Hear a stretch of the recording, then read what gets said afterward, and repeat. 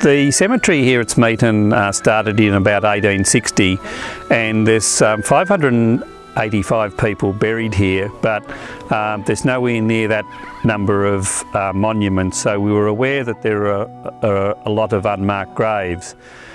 The trustees were concerned that we didn't want to disturb old unmarked graves when we were doing new burials. And we found that there's a way now to identify unmarked graves in cemeteries, and applied for a government grant to do that. In the first stage of the project, we found 135 unmarked graves randomly placed throughout the cemetery.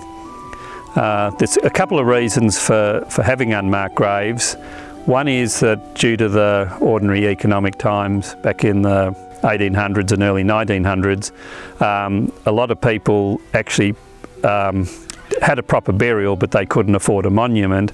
But there's also a lot of burials took place at night where people that couldn't even afford the burial at all would come and dig a small grave and bury often young children.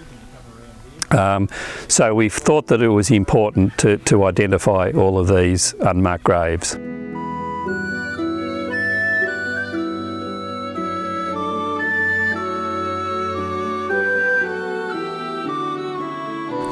The process is called geophysics, and the person who did it runs a machine over the ground. They draw out some grid lines, and then the machine they run over the ground, it firstly identifies soil disturbance, and that is, soil that's been disturbed, up to 150 years ago, and it also identifies the bones too.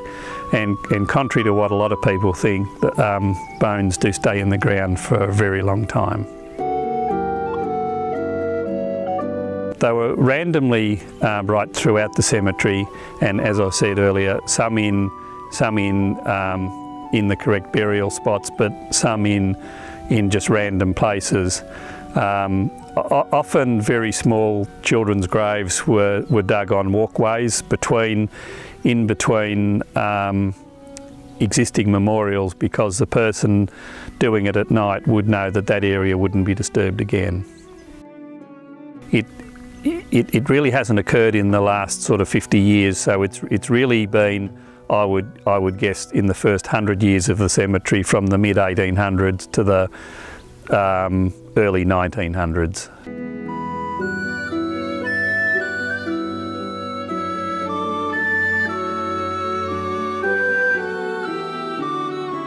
The first part of the project was to identify the unmarked graves. The second part of the project was to use satellite tracking to peg out the unmarked grave, but just wooden pegs banged in the ground is not really a permanent marker.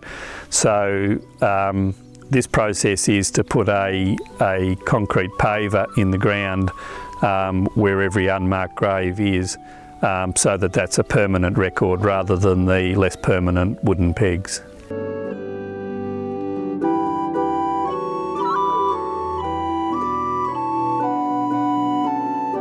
My name's Trace Harbridge from the North Central Catchment Management Authority. I'm running out the state government's drought recovery program. We're here today with part of that recovery program is our employment program. So we are helping farmers in dry conditions with a bit of off-farm income and off-farm work. We're here today at the Smeaton Cemetery with our Maryborough Drought crew, and they are doing some work for the Cemetery Trust, placing some Besser bricks around some unmarked graves that have been found. And it's somewhat different to the work that we usually do. We're usually doing a lot of NRM work, which is more of your tree planting and farm fencing. So this is a little bit different for us. This is more of a community, helping a local community with free labour to support some of the programs that they've been funded for.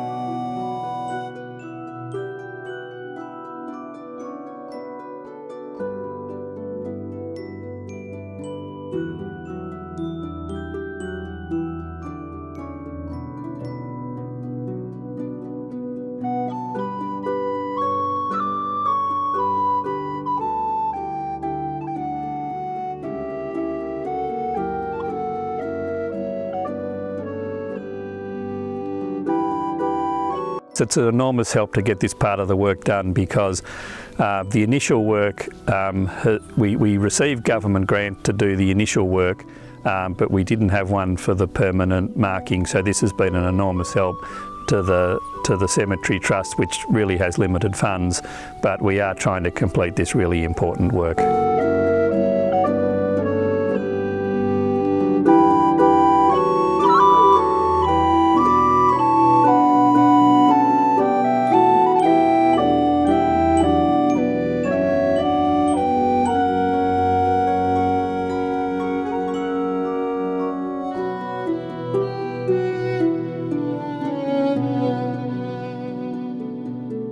Thank you.